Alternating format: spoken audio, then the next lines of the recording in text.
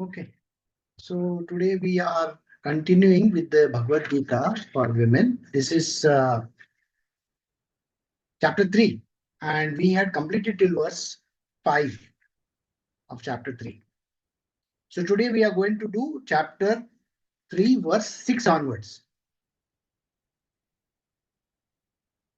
In the first 5 verses, Sri Krishna is talking about that everybody is driven towards work. That means they are supposed to keep on working. You can't say that I am not going to work, which means very simply this, that when human beings say that no, I am very tamasic in nature, I don't want to go to work, I am not interested in doing anything with my life, that is wrong. Because think like this, karma is a very dangerous thing. You may think that you will not want to do something today because people like to live in their own cocooned world. They want to get cushioned. They don't want to go out and do anything with their life. And many a times you will find that people are there who depend on others. See, when you depend on others, you are not even interested in doing anything. Even lifting your finger is very tough. So such kind of people, in this life, they may get that temporary relief. But the relief doesn't stay for long. Because very soon they will have to start doing what they are saying, I don't want to do. And by the time we finish the 18th chapter, you will understand that here is a person called Arjuna who refuses to do work. I will not want to lift my bow and arrow. I don't want to kill anybody. I don't want to do this. I don't want to do that. And giving 1001 reasons why he should not do anything. See, please understand, there is nobody in this world who can go free like this. So we will understand this in the future verses also. But this is what we have covered so far. So we will now start today's satsang from verse 6 onwards. So we are doing Srimad Bhagavad Gita chapter 3 verse 6 onwards. He who outwardly restraining the organs of senses and action sits mentally dwelling on the object of senses, that man of deluded intellect is called a hypocrite. Here, Sri Krishna is defining who a hypocrite is. You see, we have this habit of saying that I want to stay out of this. Now, if there is in the family, there are lots of times when things are happening, within certain family members. And the habit of a human being is, oh, I don't want to interfere in all these things, They want to fight with each other. It is their problem, not mine. So we will do something which is called restraining our senses. Don't want to talk. Don't want to interfere. I don't like to interfere in all these things. This is how people talk. Well, the problem in life is this, that you may say you don't want to talk. And there are two parties there fighting with each other. You are actually involved in that fight, whether you like it or not, because your mind is overworking now. Your mind wants to give them back something. You see somebody who says, I don't like to eat anything for this because I am doing dieting. And you are the one who is listening into all these things. Oh, what does she think of herself? Oh, she's saying that she is not doing dieting. I know her very well. She will sneak and she will eat like this. Isn't the mind talking? And you may think you are not involved in the action. Actually, you are the one who is involved more in the action, because karma happens in 3 ways. 3 ways. Karmas happen in 3 ways. One is with the action which you have heard of. Action means physically or mentally or doing some action. So that action is performed by deeds. You know what deeds are, no? Actions.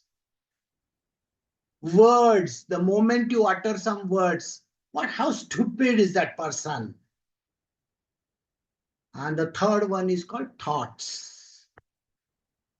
You may think thoughts are not productive, but you will be amazed to know that thoughts are the most dangerous of all.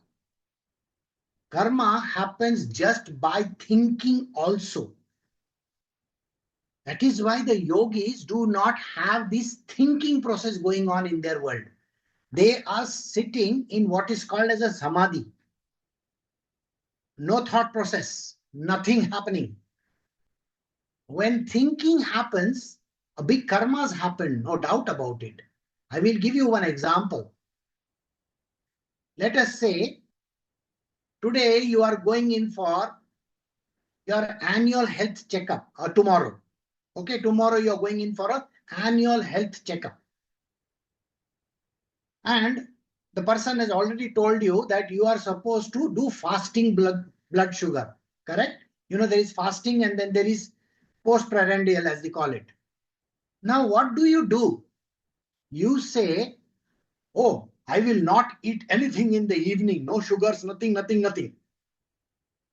And tomorrow morning, after the tests are over, then I will eat whatever I feel like. This is hypocrisy. Do you understand what hypocrisy means? That person is a hypocrite. If somebody is doing like this so that the reports can be less, you know, the sugar level can be less, you are actually faking it. See, many a times you see a lot of people faking it in this world. Women who have big stomach, do you know they use a very important garment which is available in the marketplace? It is called Spanx. And if you don't know, go buy it. Spanx hides the fat inside so that you look very nice. It is called hypocrisy. Now, the thinking process is, I will look nice. There was recently a video on TikTok where there were 4 Chinese ladies in different sizes wearing this kind of garments. And then they removed that garments to show how big a fat they were. Their entire stomach was spilling outside. Now, that is not a good thing. In life also, we should never be hypocritical. All right? I give you one example how people behave like this. Let me try to make you understand why we are not supposed to get into this kind of a nonsense. The thought creates karma. It's a very dangerous thing. I will not do this just now. I will tell that other person to do it. And maybe you feign, you know. Oh, I am sick, you know. I can't do this. I can't lift my finger. I've got headache. I got this. Don't worry. It is called karma. Karma comes to bite you back. And it doesn't come back to bite you 1x. It comes to bite you 10x. That 10x is a very dangerous thing. Because tomorrow you are going to be at the receiving end. The person to whom you are saying these words, I can't do this because of this reason, I can't do that because of this reason, that person is going to be in your shoes and you are going to be in that person's shoes. And the whammy is going to be big, not small. This is not understood by human beings. So in the next life, if you are to get into that kind of a state, you will blame God for it, isn't it? God, why did you put me in this condition? That is why karma is not to be played around with. The thought itself is dangerous. So do not be a hypocrite. We try to restrain our senses. Today morning, there was a very interesting phenomena. I don't want to eat sweet. I will eat it later. You see, if I have my breakfast now and if I have after 2 hours, 3 hours, I will be hungry once again. Okay, this was told to me. All right. Why will you be hungry 2 hours, 3 hours later? Oh, that is how it is, isn't it? The food gets digested and then my stomach becomes empty. So it is written somewhere, and science also tells us that you have to have small meals in a day. This is what science has taught me. Okay, science has taught you, but does science know your brains or your mind? Science doesn't know your brain or your mind, what is happening in you. It's a general statement. You see, the reason why you feel hungry is because you can't control your mind. It has nothing to do with hunger. I can guarantee you one thing. It is not that the eating of fat makes you fat. It is your mind which makes you fat. I hope you get this point. You see, you may say, I will not eat butter, this is ghee, this is oil. I will not fry it in oil. So I use less oil. I use this non-stick cookware. I don't put fat in it. I want to reduce the fat. Your mind is already overworking. You see, you may think the outside world is actually doing something to you. No way. It is the inside world which is doing that thing to you. I don't know how much you know about this. Let me give you a very practical example. Practical. Understand one thing. When you eat food, you say that it gets digested in 3 hours, 4 hours, 5 hours. No. The minimum time that the food is inside your body is 9 hours. How much? 9 hours. That is the reason why what you eat the previous day, you have to go to the loo in the morning. I hope you get the point. How many hours you are sleeping? 8, 9 hours, I think. And what food has come out? Now, psychology, mind working. I will explain this mind working to you very funnily. Now, let us say you are having breakfast in the morning. You are having breakfast at 7 a.m. Okay. And you have eaten tomato sandwich. Tomato, whatever you call it. You have eaten tomato sandwich. And you hate tomatoes. I don't like tomatoes. I would rather have eaten something different. Now, remember what I told you, it takes 9 hours minimum for digestion, correct? This is what science tells you. What psychology tells you or what your mind does is this. Oh, you hate tomatoes, is it? In 3 hours time, you are going to the toilet by 10 o'clock in the morning. By the way, all the tomato is out. Have you ever noticed it? Please notice it. The reason why I said tomato is because it is red in color. You understand tomatoes very well. The color can be visible. So it has nothing to do with the food. It is 90% psychology. 90% mind. 10% food. There is a very beautiful book where there is a mention of how people live in this world, yogis. They don't eat anything. They don't drink also anything. They can stay like that for years. They can stay for 1 year, 2 years, 3 years, 4 years, 5 years also. And you will say, that is not possible. Of course it is possible. The body has the capability of pulling out food from the atmosphere. It converts sun. Okay. Have you seen there are other things in this world which you don't give food and water are still alive? Plants, they are alive. You may not even water them for 1 whole year. Where do they get the water from? Water vapor. Where do they get the sun from? Sun out there. Huh? Carbon dioxide, carbon monoxide, hydrogen, oxygen, everything is available. So the plants can be alive. You think human beings can't live like that?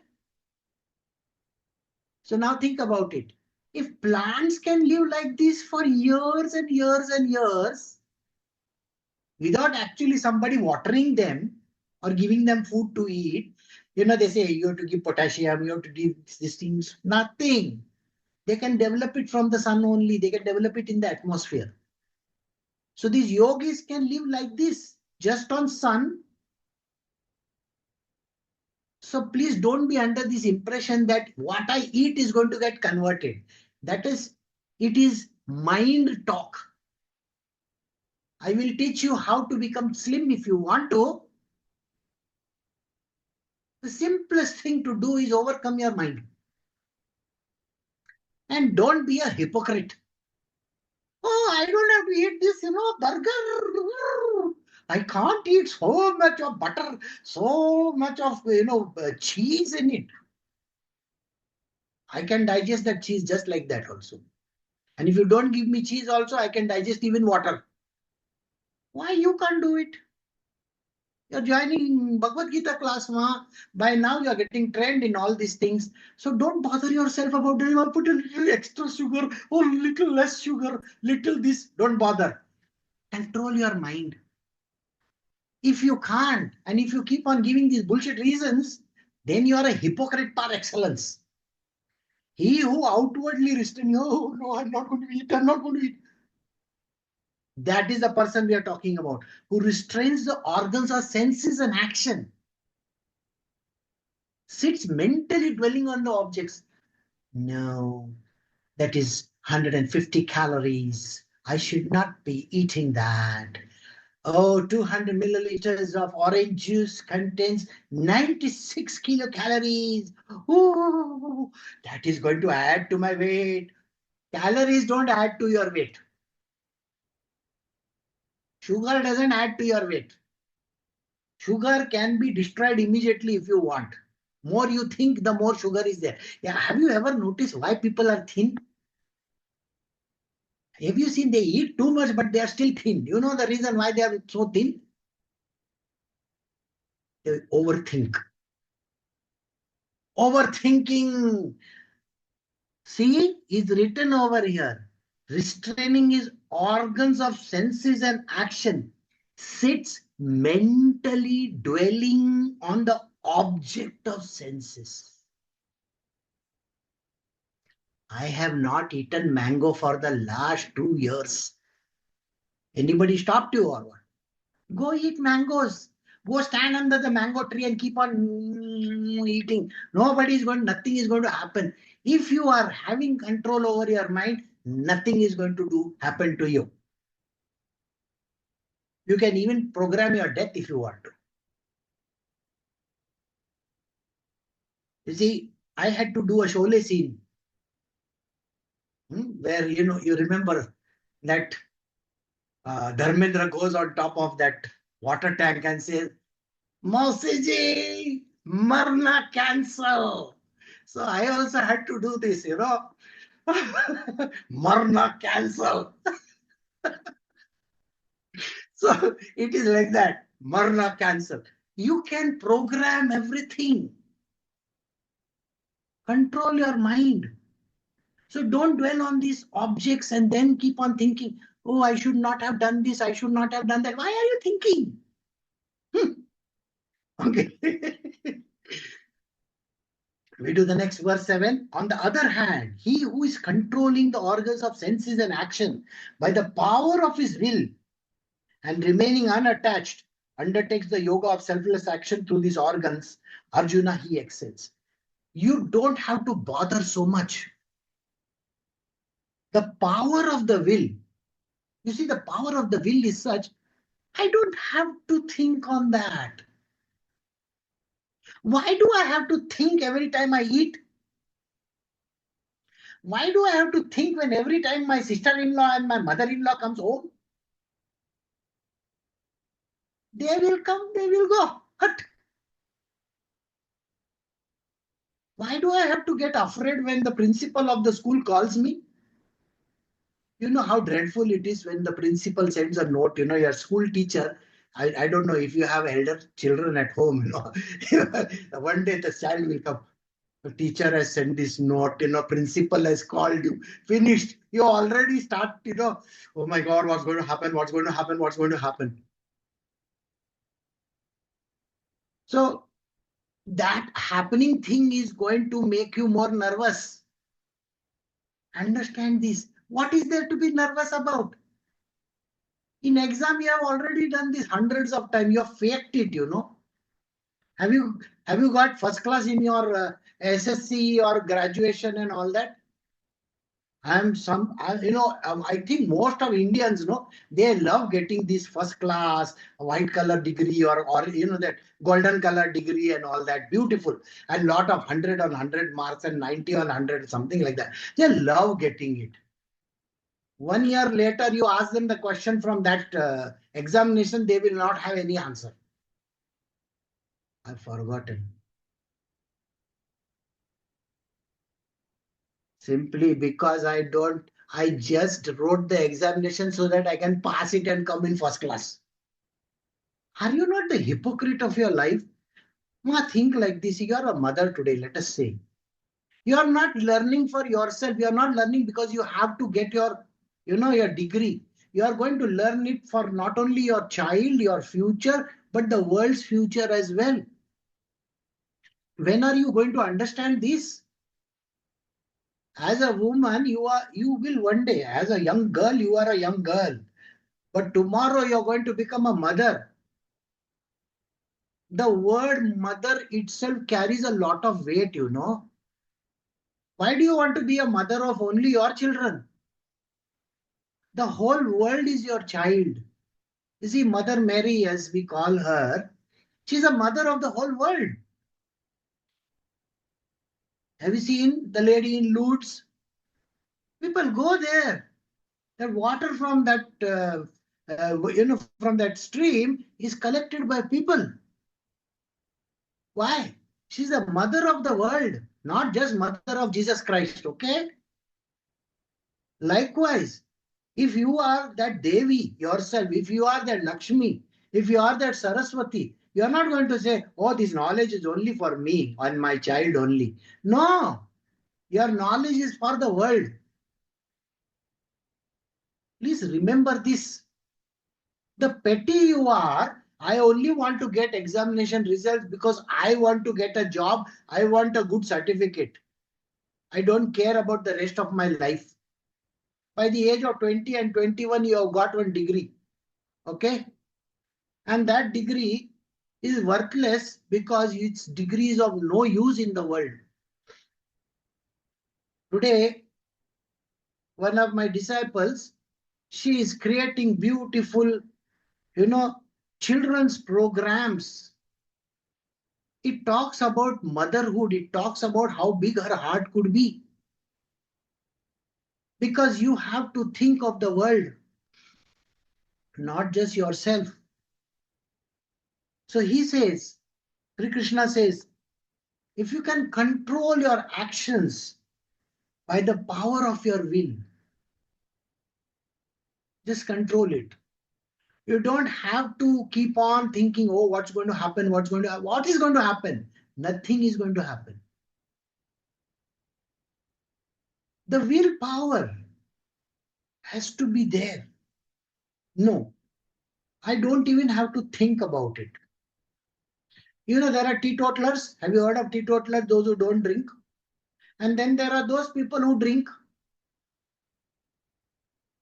How difficult it is for a person who drinks not to drink. Very difficult, isn't it? But sometimes they take a vow saying that, oh, I am not going to drink. Sometimes they take a vow, isn't it? I am not going to drink. And they may not drink. But many a times there is that small thought going on, I should little only. Their thought process goes in that. It is like a person who smokes, no, their fingers will always be thinking like this. It always is like that. You don't have to. A teetotaler won't even look at that object. Correct or wrong? So you have to become like that. That object itself should not create desires in you. You know how desires are?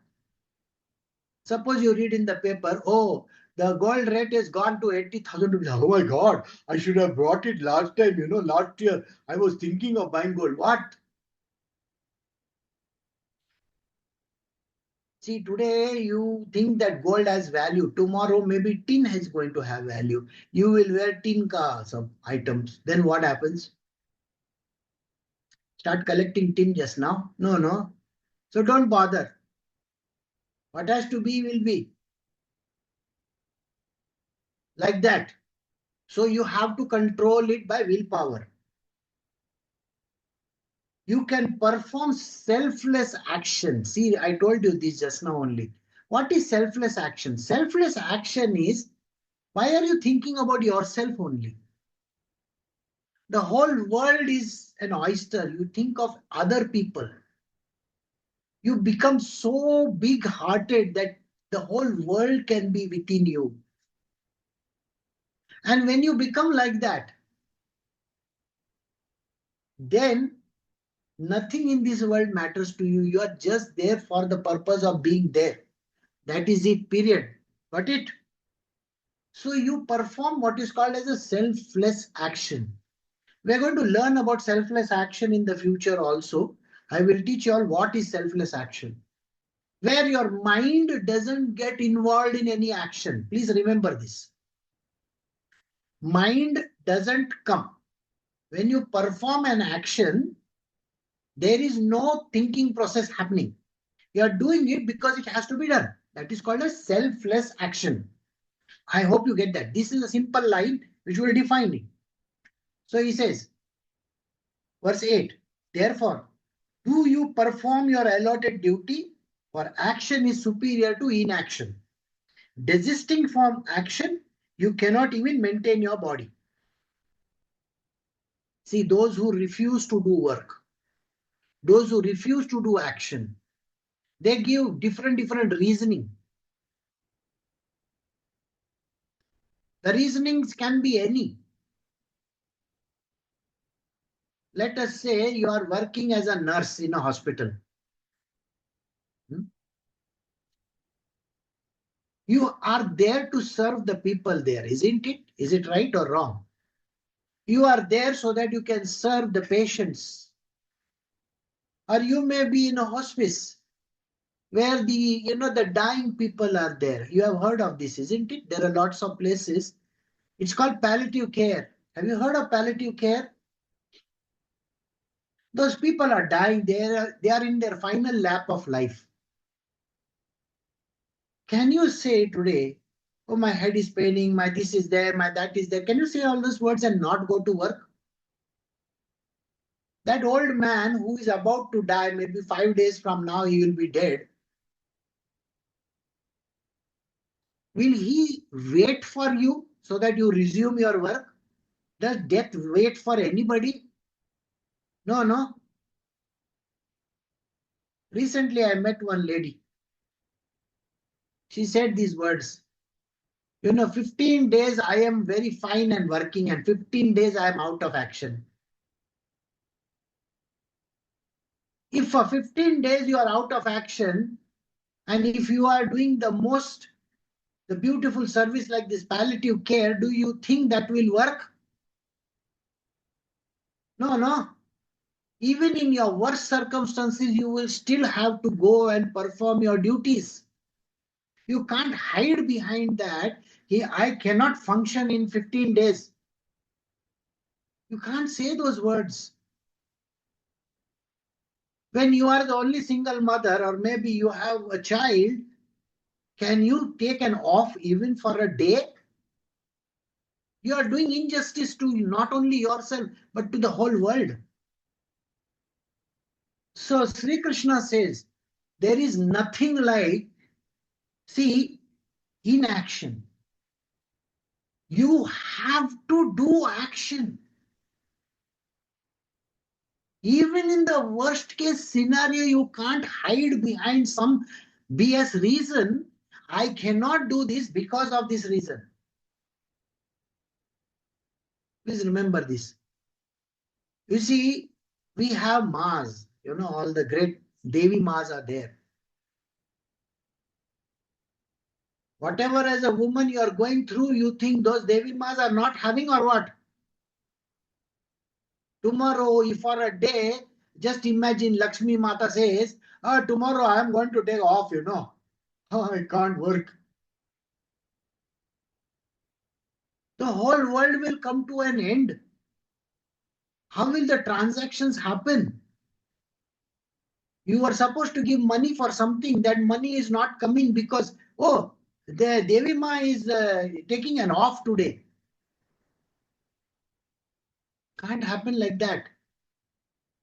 The greater you are, even in the worst case scenario, you still have to perform your duty. Don't hide behind this. I can't do this. This is not possible. That is not possible. Because, see, so far we have not come to a point where Sri Krishna is going to say otherwise. The word otherwise has still not come. The word otherwise is there in this scripture, okay? If you deny doing the duty, then what happens? We have still not come to that point. That point is there in this. Remember this. So what we have to do is simply perform our duty to the best of our ability. If I can perform 100%, perform 100%. If I have to perform 120%, I have to perform 120%. I can't say I'm not going to do it. So you have to do your allotted duty. Whatever is the duty that is allotted to you, any duty. That duty is very simply what we say as the swadharma and the dharma. You have a dharma. You are women, you have a dharma as a woman, as a mother, as a daughter. There are dharmic actions that we are supposed to do. And swadharma means the dharma which you are supposed to perform for yourself and for the world. Okay? That we will have to continue to do. Got it? So, if you desist from action, you will not be able to maintain your body. Today, if you keep on saying, I won't do this, I won't do this, I won't do this, I won't do this, well, there are two Devis, two great goddesses. One is Prakriti, and the other one is Maya. These two Devis are there. Prakriti is called Mother Nature.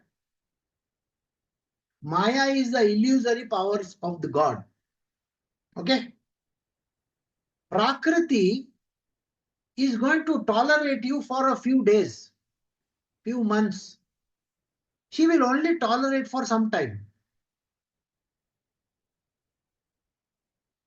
Later on, she's not going to tolerate it. Because she will say, I have kept you in that job for certain purpose. You are not performing and doing your duty. Why are you not doing your duty? Because I want this work to be done. See, when you call a plumber and you say to the plumber, connect this tap and this tap is leaking or something like that. Suppose he doesn't do that work and go. Half work only he does.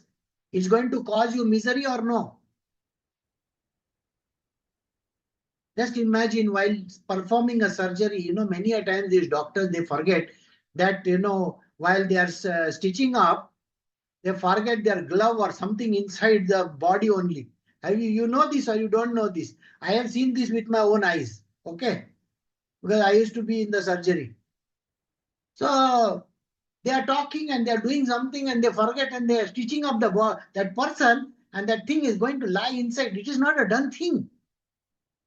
You have to do your job diligently, perfectly. Please understand this. It is very important. Now, Rajma went to a dentist. That dentist did a patch up work for just a few hours. This is okay. Go. 2 days later, the problem is still there. And now it is becoming more. This kind of work is not accepted. It can cause misery. So that is the reason why we should not say, I can't do this. I will do it tomorrow. I will do it day after tomorrow. Why do you want that double whammy on you, please? I hope you understand this.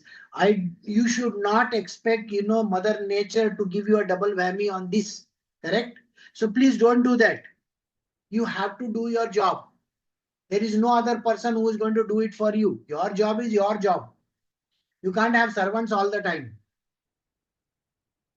So, we'll do one more verse and then we'll stop. So verse 9 says, man is bound by his own actions, except when it is performed for the sake of sacrifice. Therefore, Arjuna, do you efficiently perform your duty free from attachment for the sake of sacrifice alone? The word sacrifice means very simply, you put oblations in the fire. That's called a sacrifice. Okay. Sacrifice means something that you do for getting some result, something that you do. So if you are putting food in your mouth, that is called the mouth sacrifice of food in your stomach. Got it? If you are putting good thoughts in your mind, that is called thinking process. It is sacrifice. So everything that you do for the sake of Krishna is called a sacrifice. Please remember this. So he says, all actions have to be performed, Arjuna. You can't deny any action. You can't say tomorrow, day after tomorrow, after that, and after that. No. The child's future is there. Your own future is there. The world's future is existing on that one object only. By you performing the duty, that duty is finished. You can go to the next one, right? You just keep on doing it. Don't procrastinate. Don't do anything like that. She says, you are bound by your own actions. Bound means what? It is you who has to do the actions. If the action is written in your name, you can't keep on, pushing it on to somebody else. Oh, you do this, Please remember this. It comes back as a double whammy. Don't do this anytime. What is your job is your job. Please perform this action because the results are for you only. That person is not connected to you. See, it's written over here. So, free from attachments. If you have the book, you can see the line says free from attachments. Don't be attached to that action. I am doing it for my son and daughter. I am doing it for my mother and father. Don't say those words. You are doing it for Krishna. Not for your mother, father, brother, sister, husband, wife, nothing. Don't. This kind of words are wrong because they are just souls. They are nothing. They are not even related to you. You are only there because you have to be there. In next life, you will be somebody else. They will be somebody else. You people are not going to meet. Unless and until you do that Karwa Chauth and all those nonsensical things, the 7 lives I want to live with this same person, then I am not responsible, okay? Then you and your funeral, not mine. Huh? I have nothing to do with it. That's a joke. So it is something that you have to think of. It is not the same person that you get. It is nothing like that. Just a thought can create a problem. I don't know how many of you know this. A thought can create a problem. There is a story in the Shiv Puran. Now, it so happens that uh, Shivji and Parvati, okay, they are staying in Kailasha, all right? And she calls Vishnu as her brother,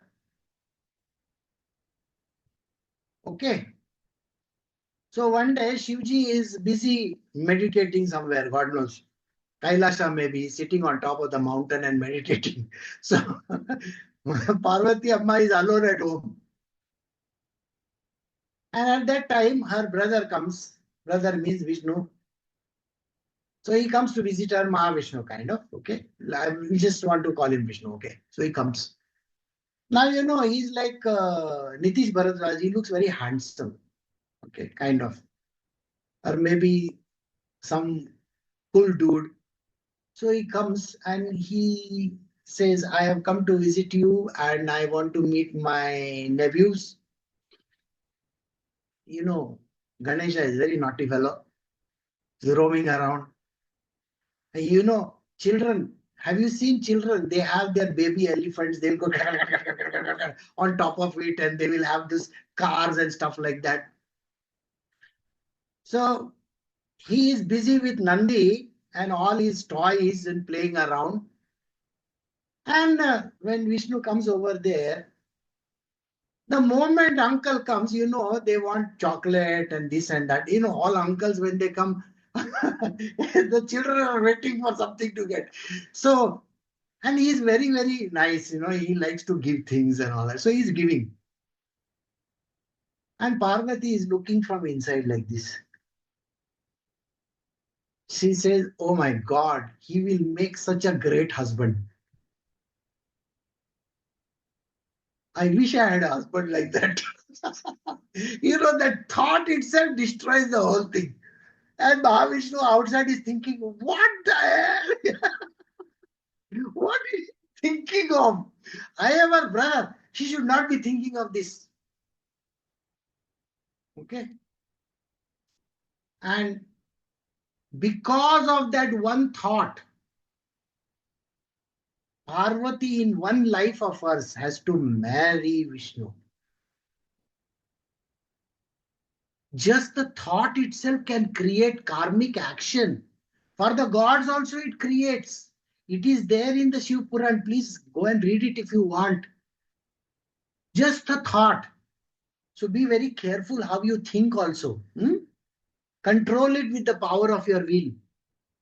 So all actions have to be done for the sake of sacrifice. Don't say I am eating so that I can reduce weight. Don't say these words, okay? I am not eating because I have to. Don't even think like that. Say Krishna Arpanam. I am eating Krishna. You want to eat, you eat. You want to not eat, don't eat. I am going to eat it because I want to feed you. You are inside me, no? Afterwards, now you eat whatever you want, okay? And whatever you don't want, you please throw it out. It is called Arpan. Arpan means offering. So when you offer the food to Krishna, it is called sacrifice. When you do any action for him, it is called sacrifice. I hope you are getting it. Sometimes we have to do actions which we don't like also. We have to go to some person's house which we don't even want to go. You know that, no? Many a times you have to, why I have to go to this person's house? You will say like this, but you have to go because this is duties. You are performing a duty. Don't think you are going. Say, Krishna, you go on my behalf. I will go in this body, but you go on my behalf. Do what you think is right. So that action gets performed by Krishna himself through you. So it is an action which is free from attachment. It is so beautiful.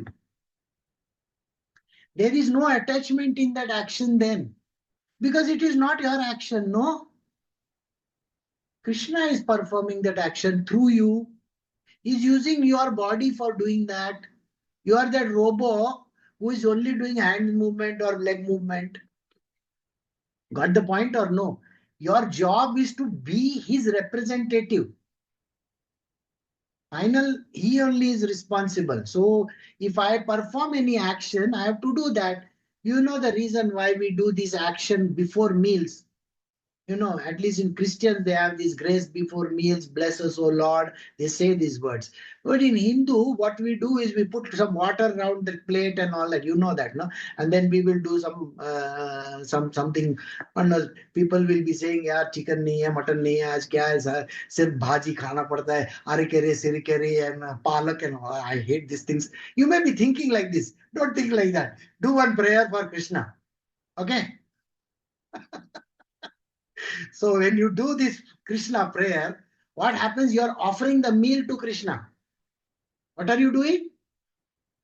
You are doing a sacrifice. First, you are offering the meal to Krishna. The Christians, they offer the meal to Jesus Christ and God in heaven or whatever. You also offer it to Krishna and say, "Hey, Krishna, if this meal is for you, okay? Here, thank you very much. This meal is for you." And when you do that, and afterwards you eat your meal, do you know what has happened? Simple thing has happened. When you go to the temple, what do? You take a prasad and you give it to the priest, correct? The priest will do like that and he'll give it back to you, correct or wrong? So when it comes to you, first was an offering and second is a prasad. So what you are eating is called the prasad. I hope you get that. So when you offer your meal to Krishna, it becomes a sacrifice to Krishna. And when you eat that meal after that saying those words, it is like you have offered him, mentally offered him. And now when you are eating it, it becomes a prasada. It is no longer an ordinary meal.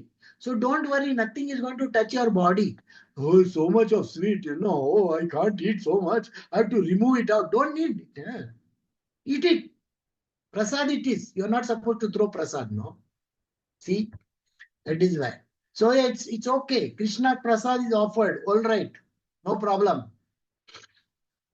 That is how he says.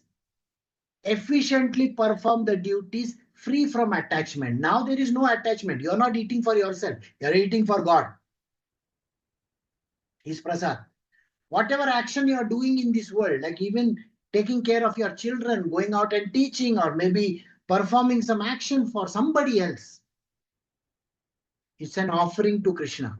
And when you do this offering to Krishna, it is going to be free from attachment. And that is called a sacrifice.